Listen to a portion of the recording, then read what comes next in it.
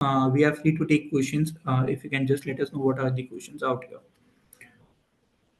So I'll go through the questions out here.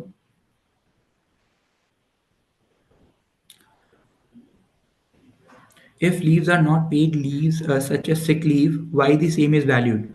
Okay, so Mr. Ashish has asked us a question that if leaves are not paid leaves, such as sick leave, why the same is valued? So Ashish, see,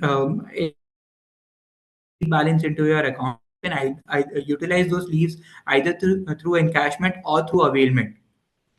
So in the case the leaves are not encashed, even then we can avail those leaves. So for a hypothetical example, I will take a larger number so that you can understand this figure.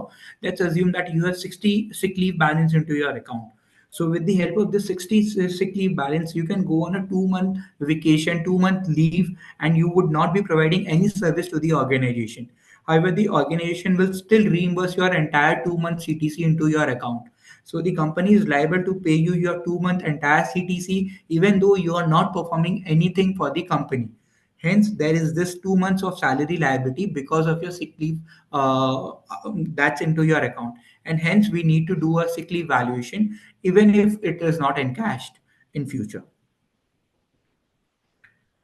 Uh, Someone has asked, should we consider 3 years trend for salary growth rate? Yes, you can consider. See, usually we see that in one particular year there might be a number of reasons because of which the salary growth rate or the attrition rate might be skewed. So that's why we usually suggest that we should take 3 years average to calculate the salary growth rate assumptions. That's the best estimate, and that usually try to ignore any white noise error out in calculation.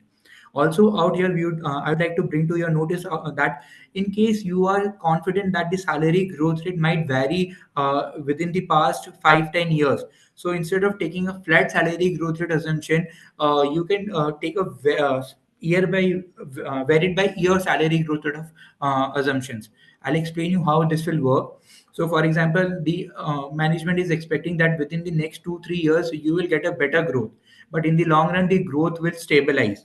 So in these particular scenarios, a lot of the organization, what they do is that they assume a 10 or 12% growth rate for the initial 3 years, and for the remaining 7, 10, 15 years, they are using a lower salary growth rate assumption of 7% per annum. So yes, a very ideal salary growth rate assumption in such scenarios become 10% for the first 3 years and 7% thereafter. Moving on to the next question. In case of group of companies, the attrition may be different in different companies within the group. Is it okay to take average attrition at group level? So, Mr. Vikas, usually we see that in group entities, the transfers are also on a large number. So, if the intercompany transfers are very frequent, in that case, you can take, yes, a group level attrition rate. But if the if the intercompany transfers are not very frequent and once in and very rarely, sometimes the employees are transferred from one entity to another, we might think of having a different attrition rate assumptions for different companies. Next point, few people use company attrition rate and few use some age-based attrition rate. What is the right method of attrition rate? Uh, okay, so the right method of taking any assumptions is what caters to your audience, what caters to your members. So if you think that you can bifurcate the members on particular attrition rate assumptions, be it so we have seen salary growth rate assumptions of 5% for management employees, 8% for non-management employees. We have seen an attrition rate of 30% for a lower grade employees, 10% for higher grade employees. So, what is the best assumption to take an attrition rate is how much you can bifurcate your employees on the basis of any criteria, be it management, non-management, be it on the age of the employees, be it on the I'm going to say category of employees, be it on sales, non-sales, whatever is the criteria. If you are seeing that there is a clear demarcation between employees, it is always advised to take employees, bifurcate the employees on the various categories and take the attrition rate or salary growth rate which is catering to that particular set of employees.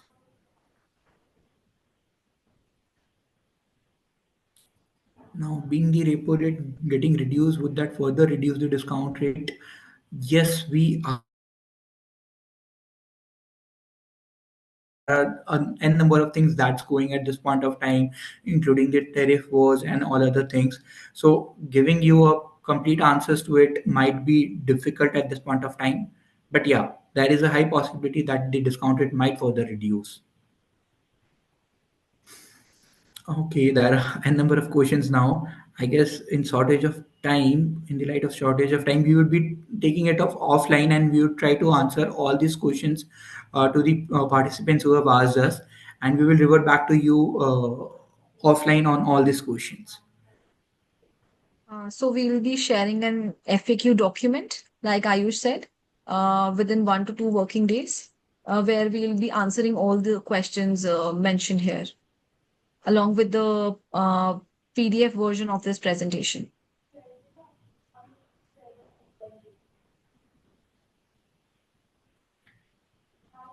That brings us to the end of this presentation, to this webinar. I thank you everyone for joining us and lending your ears to us. Thank you. Thank you, everyone.